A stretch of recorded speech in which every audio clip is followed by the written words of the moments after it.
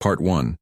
The century of preparation. Supreme Commander Vexthal stood on the bridge of his flagship, the Crimson Death, watching the blue marble that was Earth grow larger in the viewport. His 6 arms folded behind his back in the traditional pose of Zephyrian authority. The moment he had trained for during the last 100 years was finally here. 100 Earth years. That's how long the Zephyrian Empire had spent preparing for this invasion. It was the most careful and detailed planning in their military history. They had conquered 17 star systems before, but none had required such patience and study. The first intercepted human transmission had reached Zephyrian space 97 years ago. It was a simple radio broadcast from something called BBC London. The Zephyrians had been amazed. Here was a species that broadcast its location to the entire galaxy without fear. They were either incredibly brave or incredibly stupid. As more transmissions arrived, the truth became clear. Humans were primitive. Their weapons were crude metal projectiles. Their vehicles burned fossil fuels. They fought wars with simple explosives and basic aircraft. The Zephyrians watched footage of human conflicts from the 1940s and laughed at the simplicity. "Look at, they're flying machines," General Krigstal had said during one planning session. "They can barely stay in the air. Our fighters move faster than their fastest missiles." The Zephyrians studied every piece of human media they could intercept. They watched their news broadcasts, their entertainment programs, their educational content. They learned about human psychology, their governments, their military tactics. Everything pointed to the same conclusion. Humanity was weak, divided, and ripe for conquest. The planning had been meticulous. War college students wrote their final papers on human military strategy. The Empire's best minds created detailed invasion plans. They studied human geography, identified key population centers, and planned their attack routes. "Humans fight in small groups," explained military strategist Vothran to a room full of invasion commanders. "They have these things called countries that often fight each other. They cannot coordinate large-scale defenses. When we attack multiple locations simultaneously, their primitive communication systems will fail them." The Zephyrians had advantages that humans could never match. Their technology was thousands of years more advanced. Their ships could travel between stars. Their weapons could crack planets. Their shields could stop any projectile weapon humans might fire at them. But the Empire was not overconfident. They spent 50 years training their invasion force. Every warrior learned human languages. Every pilot studied Earth's geography. Every commander memorized human military tactics from their intercepted broadcasts. The training grounds on the moon of Zephyr Prime became a replica of Earth's major cities. Soldiers practiced urban combat in copies of New York, London, and Tokyo. They learned to fight in Earth's gravity, which was lighter than their homeworld. They studied human anatomy to know where to aim their weapons for quick, clean kills. "Remember," Vexthal told his troops during training, "humans are physically weak but numerous. They breed faster than most species we have conquered. Speed will be essential. We must break their will to fight in the first attack." The Psychological Warfare Division spent decades crafting the perfect fear campaign. They knew humans were afraid of the unknown, so they designed their ships to look terrifying. They created surrender broadcasts in every human language. They planned to use human media systems to broadcast footage of their overwhelming power. Military intelligence had identified the key targets. The humans had something called the United Nations, where their leaders met. They had military headquarters in places called Pentagon and Ministry of Defense. They had communication centers and power plants. Destroy these and human civilization would crumble. The invasion fleet was magnificent.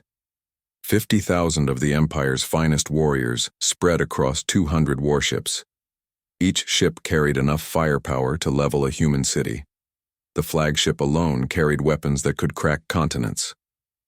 Every possible scenario had been planned for. If humans surrendered immediately, they had occupation protocols ready. If humans resisted, they had extermination procedures prepared. If humans tried to flee to space, they had pursuit squadrons waiting. "Their most advanced weapons are these nuclear bombs, Kai," explained weapons specialist Kjarthon. "Our shields can absorb the energy output of 10,000 such devices. They cannot harm us." The plan was simple and elegant. Decloak simultaneously over 50 major human population centers. Broadcast surrender demands in all human languages. Give them one rotation of their planet to comply. If they refused, begin systematic destruction of military targets, then government centers, then infrastructure. The Empire estimated total victory in 3 Earth days. Maybe 4 if humans proved more stubborn than expected. Resistance would be minimal. How could a species that still used chemical propulsion rockets fight beings who traveled between stars? Vexthul remembered the day Emperor Zalthmor had given him this assignment. "This will be the Empire's greatest triumph," the Emperor had said. "A century of patience will be rewarded with a perfect conquest. The humans will be the 17th species to kneel before Zephyrian might." Now, as Earth filled the viewport, Vexthul felt pride in his thorough preparation. Every detail had been planned. Every contingency had been considered. The human study files contained millions of hours of intercepted broadcasts. Their military capabilities were completely understood. "Supreme Commander," reported Navigation Officer Plextar, "we have reached optimal position. The fleet awaits your orders." Vexthul looked at the blue planet below. Somewhere down there, billions of humans went about their simple lives, unaware that their world was about to change forever. They probably still fought their small wars with metal bullets and chemical explosives. They probably still struggled to put satellites in orbit around their own planet. "Signal all ships," Vexthul commanded.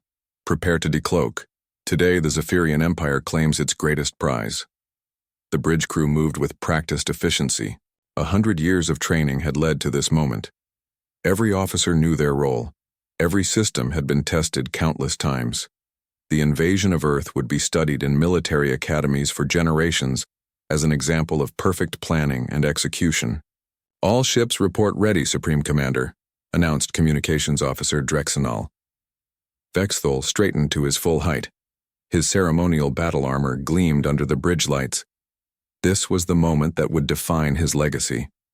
The moment when the most carefully planned invasion in galactic history would begin. "Execute Operation Earthfall," he commanded. "Decloak the fleet." The stars around them suddenly filled with the massive forms of Zephyrian warships as their cloaking fields deactivated. 200 vessels of war, the pride of the Empire's military, hung in space above the unsuspecting world below. Vexthul smiled, showing his sharp predator teeth. The humans had no idea what was coming. Their century of preparation was about to pay off in the most decisive victory in Zephyrian history. He had no way of knowing that in the next 6 moments, everything he believed about humans would prove catastrophically wrong. Part 2. First Contact. Moment 1. The Zephyrian fleet materialized above Earth like angry gods descending from the heavens. 200 massive warships suddenly appeared in the skies over 50 major cities simultaneously. Each vessel was the size of a city block, their dark metal hulls covered in weapon systems that could level mountains. Supreme Commander Vexthul watched from his command chair as Earth spread out below them. The blue oceans, white clouds, and green continents looked exactly like their intelligence reports had predicted. Cities sparkled with primitive electric lights. Highways carved geometric patterns across the landscape. Everything appeared just as vulnerable as their century of planning had suggested. "All ships in position," reported Communications Officer Drexenal. "Awaiting your orders to begin broadcast, Supreme Commander." Vexthul felt a deep satisfaction. The humans below had no idea what was happening above their heads. Their primitive radar systems would have detected nothing until the fleet decloaked. Now they would look up and see their doom hanging in the sky like massive storm clouds. "Begin scanning for military installations," Vexthul ordered. "I want to see their pathetic defenses before we—" Warning alarms suddenly screamed across the bridge. The lights flickered from calm blue to blazing red. Every console erupted in urgent beeping and flashing displays. "Supreme Commander," shouted Sensor Operator Nexival, his voice cracking with panic. "We are being targeted. Multiple targeting systems have locked onto our position." Vexthul stared at the displays in confusion. "That's impossible. Humans don't have the technology to target ships in orbit. Their most advanced weapons are basic missiles that can barely reach space." "Sir, I'm reading energy signatures from everywhere." The entire planet appears to be armed. The sensor display showed something that made no sense. Every major city on Earth was lighting up with weapon signatures. Not just military bases, but civilian areas too. Orbital platforms that their intelligence had dismissed as simple communication. Satellites were suddenly revealing themselves as something entirely different. Those aren't communication satellites, whispered Tactical Officer Yarden, staring at his screens in disbelief. They're weapons platforms. Hundreds of them. Before Vexithul could respond, the first human attack began. From Earth's surface, streams of light shot upward at incredible speed. These weren't the crude chemical rockets the Zephyrians had expected. These were directed energy weapons, kinetic interceptors, and projectiles moving at speeds that made their sensors scream warnings. Shields up, Vexthul commanded, but the order was already too late. The human weapons struck with precision that stunned the alien commanders. The first projectiles hit the Crimson Death shields and passed right through them. How are they penetrating our void shields? Demanded Vexthul. I don't know, replied the shield technician. These aren't energy weapons.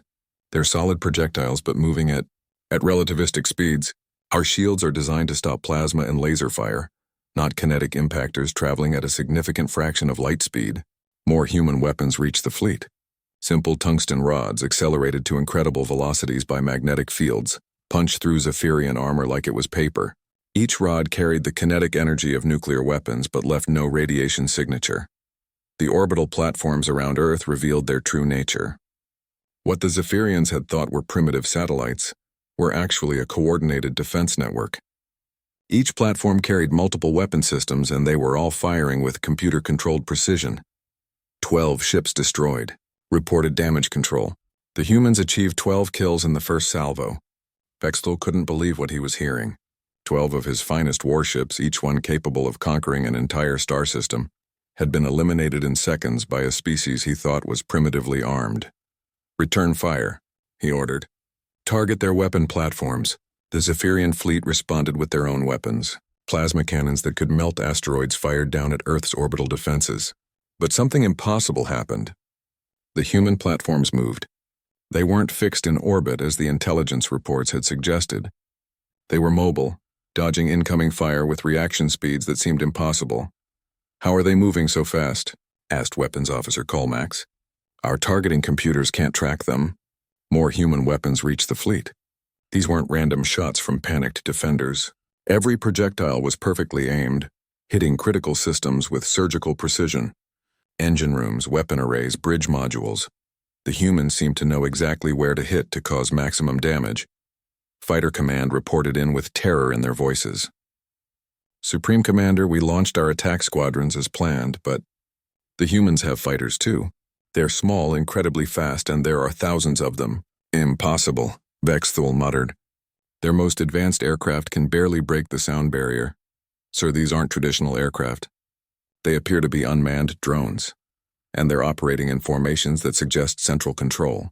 They're swarming our fighters like insects protecting a hive. The tactical display showed Zephyrian fighters being overwhelmed by clouds of small, agile drones. Each drone was individually weak, but they operated with perfect coordination, supporting each other in ways that made them devastatingly effective. How long has this been going on? Vexthul demanded.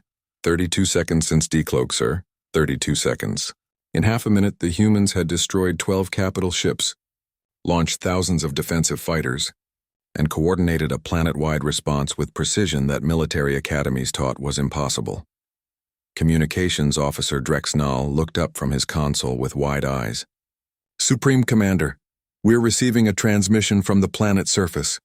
It's a surrender demand. They're demanding our surrender? Yes, sir. Broadcasting on all frequencies in perfect Zephyrian language. They're ordering us to power down weapons and prepare for boarding. Vexthul stared at the communication display.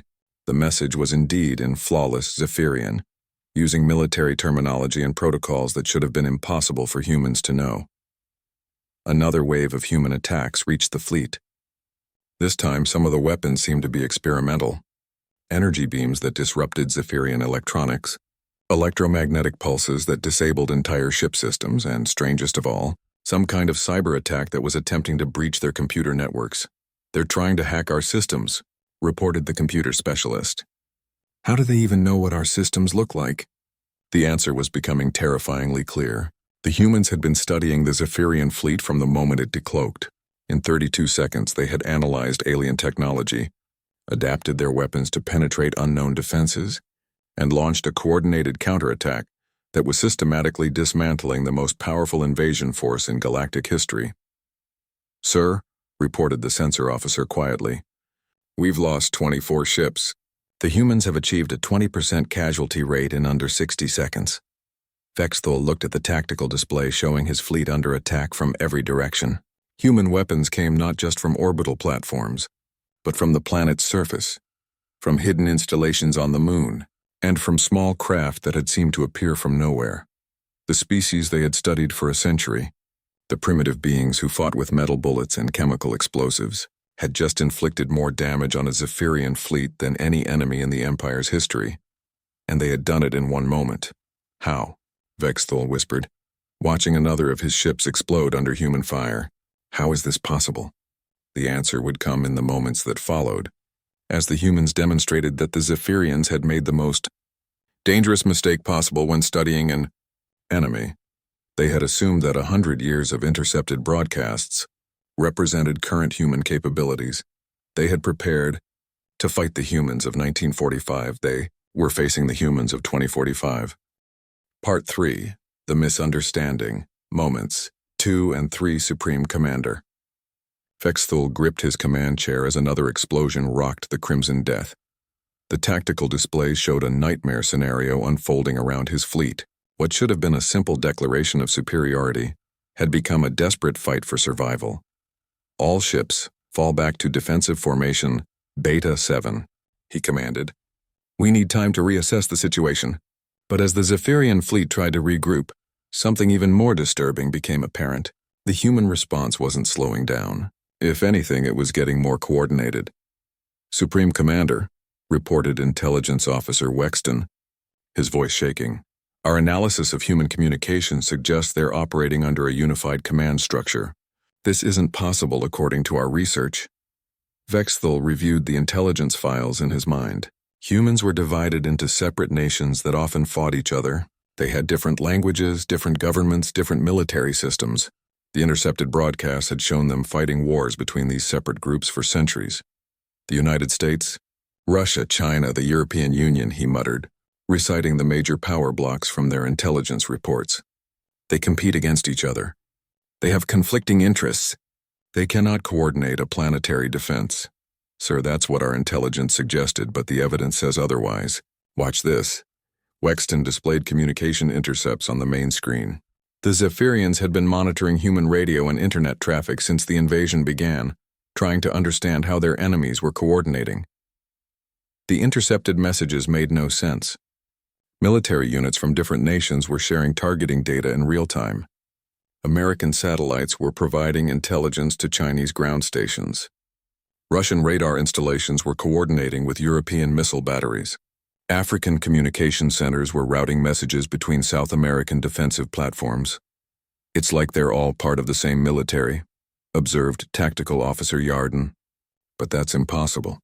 Our studies showed they barely cooperate on anything."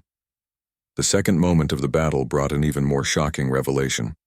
Human civilian infrastructure was joining the fight. Air traffic control systems across Earth suddenly began operating in ways that defied explanation. Commercial aircraft that should have been fleeing the battle zones instead revealed hidden capabilities. Passenger jets opened weapon bays that the Zephyrians' intelligence files insisted didn't exist. Cargo planes launched swarms of defensive drones. "Those aren't civilian aircraft," breathed sensor operator Nexville. "They're military platforms disguised as civilian transport." But it was worse than that. As the Zephyrians watched in growing horror, the human transportation network transformed before their eyes. Highways became launch platforms for mobile missile systems. Bridges revealed hidden weapon emplacements. Even ordinary-looking buildings opened to release defensive systems. "The entire planet is armed," whispered Communications Officer Drexnell. "This isn't a civilization with a military. This is a military that looks like a civilization." The third moment brought the most disturbing discovery yet. The human coordination wasn't just between their military forces. It was between everything. Sir, reported computer specialist Chindar, we're detecting some kind of quantum communication network. The humans are sharing information instantaneously across their entire planet. Quantum communication? That's impossible. Our intelligence report showed they barely understood quantum mechanics. Nevertheless, sir, they're using quantum entanglement for instant communication with zero delay. Every human defensive system is connected to every other system. They're operating as a single entity. Vexthal stared at the data streams flowing across his screens. The humans weren't fighting as individual nations or separate military units. They were fighting as one organism with billions of components, each one perfectly coordinated with all the others. This wasn't how wars were supposed to work. The Zephyrians had conquered 17 civilizations, and everyone had followed predictable patterns. There were always competing factions, confused communications, delayed responses, and coordination failures that could be exploited. The humans had none of these weaknesses. How did our intelligence miss this? Demanded Vexthal. Sir, replied Wexton carefully, I'm beginning to suspect that our intelligence was deliberately fed false information. The human broadcasts we intercepted might have been outdated. Outdated how? The most recent clear transmissions we received showed human military technology from approximately 100 years ago. Their nuclear weapons, jet aircraft, and chemical rockets were all from that era. But sir, what if humans have been developing their technology for the past century while we were studying their old broadcasts? The horrible truth began to dawn on Vexthal. The Zephyrians had spent 100 years preparing to fight humans from the 1940s. Meanwhile, humans had continued advancing their technology, building defenses, and apparently preparing for exactly this scenario. They knew we were coming, he realized. They've been getting ready for us. The evidence was everywhere once they knew what to look for. The orbital platforms weren't communication satellites converted for defense. They were purpose-built weapon systems disguised as civilian infrastructure. The civilian aircraft weren't hastily militarized. They were military craft that looked civilian. The global coordination wasn't a miracle of wartime cooperation. It was a pre-planned defense network. Sir, reported damage assessment, we've now lost 38 ships. The human attacks are becoming more precise and more effective with each wave. That was another disturbing pattern. The human weapons weren't just advanced. They were learning. Each attack was slightly different from the last, as if the humans were analyzing Zephyrian defenses in real time and adapting their tactics. They're experimenting on us, realized Weapons Officer Colmax. Each attack tests a different approach. They're figuring out our weaknesses through trial and error. The communication systems crackled with reports from across the fleet. Fighter squadrons reported being overwhelmed by adaptive drone swarms. Capital ships reported their armor being penetrated by weapons that seemed to adjust their characteristics mid-flight. Even the flagship's advanced defensive systems were being bypassed by human attacks that shouldn't have been possible. Supreme Commander, called out Navigation Officer Plextar. The humans are requesting communication. They want to talk. Put them through. The main screen flickered and displayed a human face. The creature was small with soft features and no visible weapons. It looked exactly like the humans from their intelligence files. But when it spoke, its words made Vexthal's blood freeze. Greetings, Supreme Commander Vexthal of the Zephyrian Empire. I am Admiral Sarah Chen, Commander of Earth's Integrated Defense Network. We've been expecting you. The human knew his name, his rank, his species, things that should have been impossible for them to learn. How do you know who you are? The human smiled. We've been listening to your communications since you entered our solar system. Your language wasn't that hard to decode once our computers had enough samples. We also appreciate the century of study time you gave us. Century of study time? You've been watching our old broadcasts and thinking they represented current human capabilities. But we've been watching you watch us. Every radio telescope pointed at our system was also pointed at your system. We've been preparing for this invasion for quite some time. Vexthal felt his foreheart sink. The humans hadn't been caught by surprise. They had known about the Zephyrian Empire for decades, possibly longer. While the Zephyrians studied century-old human broadcasts, the humans had been studying current Zephyrian military doctrine. Your offer of surrender is rejected, Admiral Chen continued. However, we're prepared to accept your surrender. You have 60 seconds to power down your weapons and prepare for boarding. This is your only warning. The transmission ended, leaving the Zephyrian command bridge in stunned silence. They had prepared for a century to fight primitive humans who barely understood space travel. Instead, they faced an advanced civilization that had spent decades preparing specifically to fight them. The hunters had become the hunted, and they were losing. Part 4. Human Ingenuity. Moments 4 and 5. Supreme Commander Vexthul refused to believe what was happening. His fleet was being systematically destroyed by a species that should have been helpless against Zephyrian technology. But the fourth moment of battle brought something even worse than defeat: humiliation. "Sir," shouted computer specialist Chindar, "something is wrong with our targeting systems." Vexthul looked at the weapons display and saw chaos. His ship's main plasma cannon was rotating wildly, unable to lock onto any target. The secondary particle beams were firing randomly into empty space. The missile tubes were launching their projectiles in the wrong directions entirely. "What's wrong with our weapons?" "I don't know, sir. The targeting computers are receiving conflicting signals." "Wait." Chindar's fingers flew over his console. "Sir, I think the humans are interfering with our computer systems somehow." Across the fleet, similar reports flooded the communication channels. Zephyrian ships were losing control of their weapons, their navigation systems, even their life support controls. But this wasn't random system failure. There was intelligence behind it. "They're inside our networks," realized Chindar. "The humans are somehow accessing our computer systems and changing our programming." "That's impossible," Vexthul said. "Our computer systems use quantum encryption that would take thousands of years to break."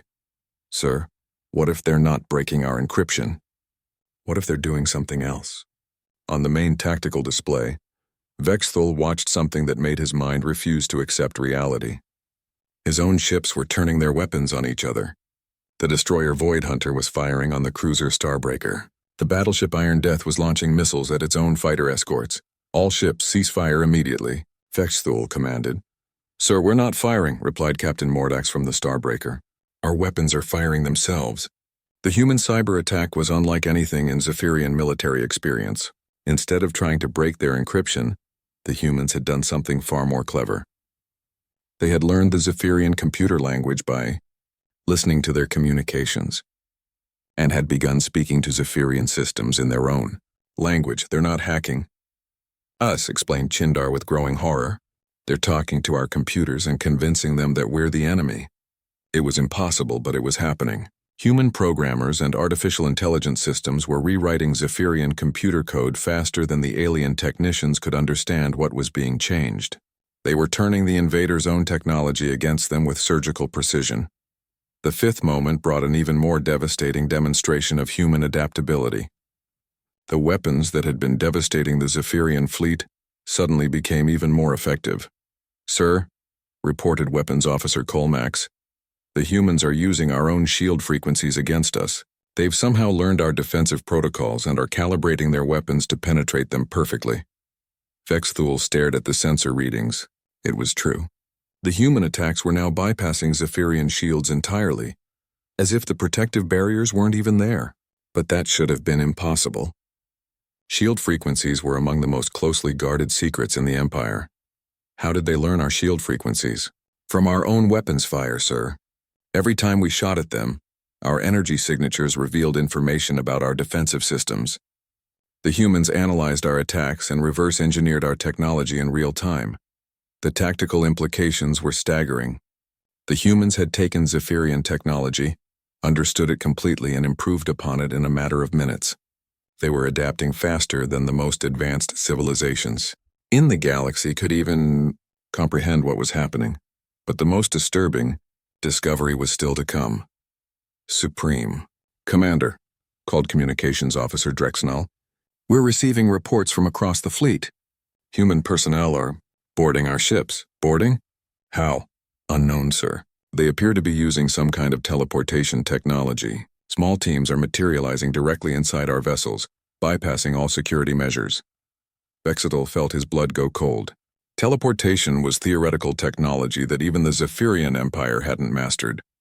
The energy requirements were enormous, and the technical challenges were supposedly insurmountable. "Sir," came a panicked voice over the communication system. "This is Captain Yextar of the Swift Strike. Humans have somehow appeared on my bridge." They're not attacking us.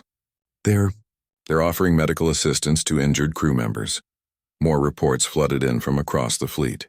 Human boarding parties were materializing inside Zephyrian ships. But instead of fighting, they were providing medical aid to wounded aliens and helping repair damaged life support systems. They're saving our people, whispered Vexthul in disbelief. It was the most psychologically devastating attack possible. Instead of being brutal conquerors, the humans were showing mercy to the very beings who had come to destroy their world. They were demonstrating superiority not through violence but through compassion. Sir, reported Tactical Officer Yarden, human fighters are escorting our damaged ships to safety. They're protecting our evacuation craft from debris and providing navigation assistance. The role reversal was complete. The Zephyrian invasion force, which had come to conquer and subjugate humanity, was being rescued by the very people they had intended to destroy. How are they doing this? Vexthul demanded. How are they coordinating teleportation technology, cyber warfare, real-time technological adaptation, and rescue operations simultaneously? Intelligence Officer Wexton had been analyzing human communications throughout the battle. His findings were even more disturbing than the military situation. Sir, I believe the humans have developed some form of collective intelligence. They're not fighting as individuals or even as traditional military units. They're operating as components of a larger thinking system. What do you mean? Every human fighter pilot, every computer programmer, every medical team member, they're all connected to a central intelligence network that's coordinating their actions in real time. It's like fighting a single entity that has billions of hands and eyes. The evidence was overwhelming. Human responses were too fast, too coordinated, too adaptive for individual intelligence. Somehow, humanity had developed a form of shared consciousness that allowed them to think and act as a unified species while maintaining their individual personalities. They've become something new, Wexton continued. Not a hive mind like the Vorkari, but something more sophisticated. They're individually intelligent beings who can link their minds together when necessary. Vexthul looked at the tactical display showing his fleet in ruins. 46 ships destroyed, dozens more crippled, and thousands of his warriors either dead or being rescued by the enemy they had come to conquer. The humans had demonstrated technological superiority, tactical brilliance, and adaptive capability that exceeded anything in the Zephyrian Empire's experience. But most devastating of all, they had shown moral superiority by choosing to save their enemies' lives instead of taking them. Sir, reported the sensor officer quietly, human vessels are surrounding our position. We're completely outgunned and outnumbered. Are they targeting us? No, sir. They appear to be protecting us. From ourselves, mostly. Our own malfunctioning weapons were about to cause a cascade failure in our reactor core. Human engineers have somehow stabilized our systems remotely. Vexthul closed his 4 eyes and tried to process the impossible situation. His invasion had lasted 5 moments. In that time, humanity had demonstrated military technology that surpassed the greatest empire in the galaxy, tactical adaptability that made his century of planning useless, and moral character that shamed his entire species. The humans had won the war not by being more violent than the Zephyrians, but by being more human. What are your orders, Supreme Commander? Asked his bridge crew. For the first time in his military career, Vexthul had no answer. Every protocol, every contingency plan, every possible scenario they had prepared for assumed they would be fighting someone weaker than themselves. They had never planned for fighting gods. Part 5. The Sixth Moment. Aftermath. Supreme Commander Vexthul sat in his command chair, staring at the communication screen displaying Admiral Sarah Chen's patient face. Around him, his bridge crew waited in stunned silence. The impossible had happened. The most powerful invasion force in Zephyrian history had been defeated in 6 moments by a species they had dismissed as primitive. We surrender, Vexthul said quietly. The words felt strange in his mouth. No Zephyrian commander had ever spoken them before. The Empire had conquered 17 star systems without ever facing defeat. Now their greatest military leader was surrendering to beings they had planned to enslave. Admiral Chen nodded with what looked like genuine sympathy. Thank you, Commander. I know that wasn't easy to say.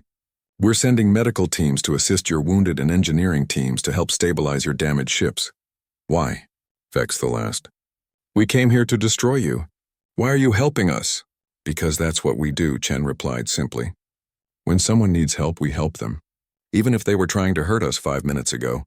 It made no sense according to any military doctrine Vexthul knew.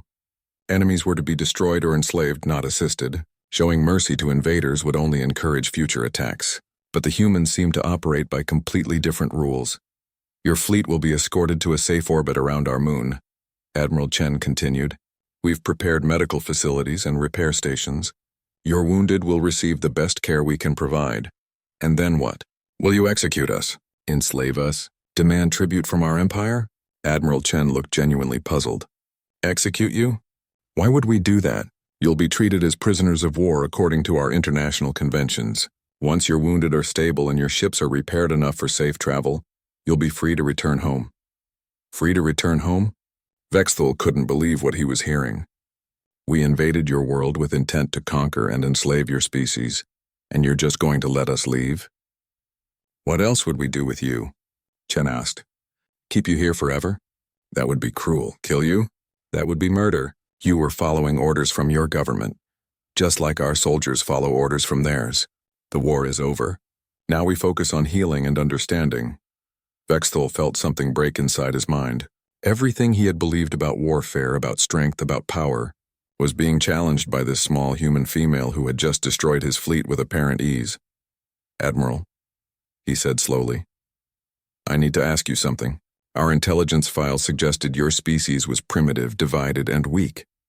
Obviously, our information was wrong. How long have you known about the Zephyrian Empire? Chen smiled sadly. We've known about your empire for about 80 years. We detected your first radio transmissions around the time you were detecting ours. We realized you were studying us and preparing for invasion about 30 years ago. 30 years? Then you've been preparing for this battle for 3 decades? Longer than that. The human species has been preparing for contact with hostile alien civilizations for over a century. It was always a possibility we considered. When we confirmed that contact would be hostile, we had to make some difficult decisions as a species. Vexthul tried to process this information. You unified your planet to fight us? Not exactly, Chen explained. We didn't abandon our different cultures, governments, or ways of life.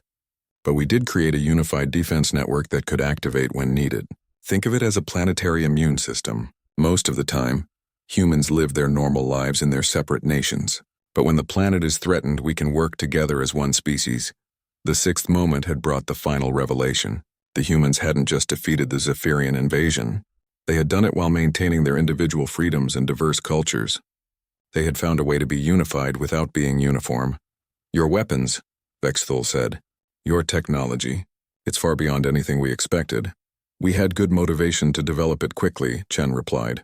When you know someone is coming to destroy your world, you tend to focus your scientific efforts. Humanity made more technological progress in the last 30 years than in the previous 300. But your old radio transmissions were real, but old.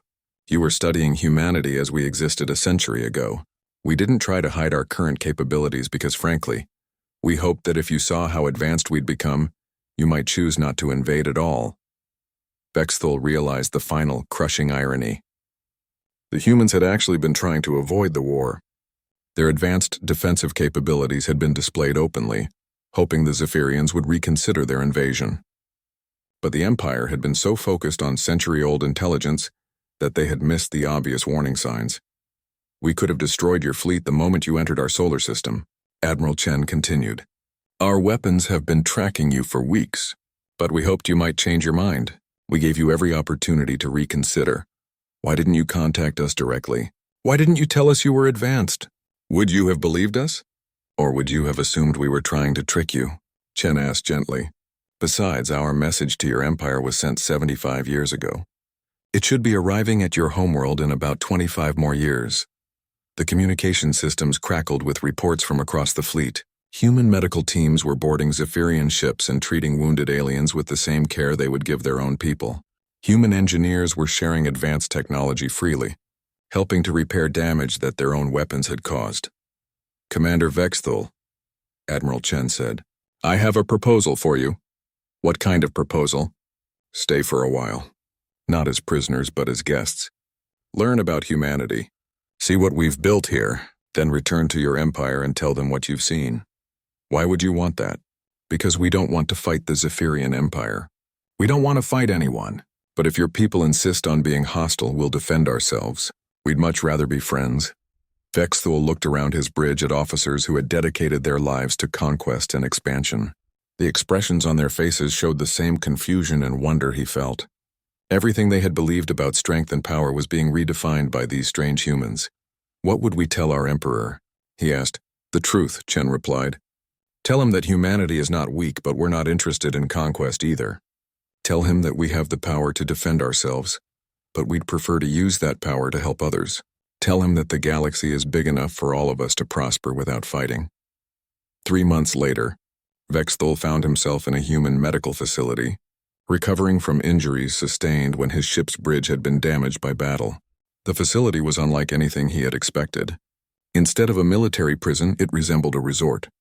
The food was excellent, the accommodations were comfortable, and the human staff treated him with genuine kindness. His wounds had healed completely within the first month, thanks to human medical technology that surpassed anything in the Empire, but he had chosen to stay longer, studying these remarkable beings who had defeated his fleet and then offered friendship to their defeated enemies. He spent his days talking with human philosophers, scientists, artists, and ordinary citizens. He learned about their history, their struggles, their dreams for the future. He discovered that humans were simultaneously the most dangerous and most compassionate species he had ever encountered. The children particularly fascinated him. They showed no fear of his alien appearance and often asked to hear stories about his homeworld. In return, they shared their artwork with him, pictures of Zephyrian ships flying alongside human vessels, imagining a future where their species explored the stars together. Are you ready to go home? Admiral Chen asked during one of their regular conversations. I think so, Vexthul replied, though I'm not sure my people will believe what I have to tell them. They'll believe you when they see you, Chen said with a smile. A Zephyrian commander returning, home healthy and whole after surrendering to the enemy, will be proof enough that we're different from what they expect. Vexthul's ship had been completely rebuilt using a combination of human and Zephyrian technology. It was now faster, more efficient, and more comfortable than it had ever been. The human engineers had even included gifts for his crew, entertainment systems loaded with human art and music, medical supplies that could treat Zephyrian ailments, and seeds from earth plants that might grow on other worlds. As his ship prepared to depart, Vexthul stood on the observation deck looking down at Earth. The blue marble that had seemed so vulnerable 3 months ago now appeared, to him as something else entirely, the homeworld of a species that had mastered the greatest challenge any civilization could face. They had learned to be powerful without being cruel. Farewell, Admiral Chen, he said over the communication system. Thank you for showing us what strength really means. Safe travels, Commander, Chen replied. And remember, you're always welcome here. All of you are. As the Zephyrian ship departed Earth's solar system, Vexthul composed his report to Emperor Zalthmor. It would be the most important message in the Empire's history, and he struggled to find words that could convey what he had learned.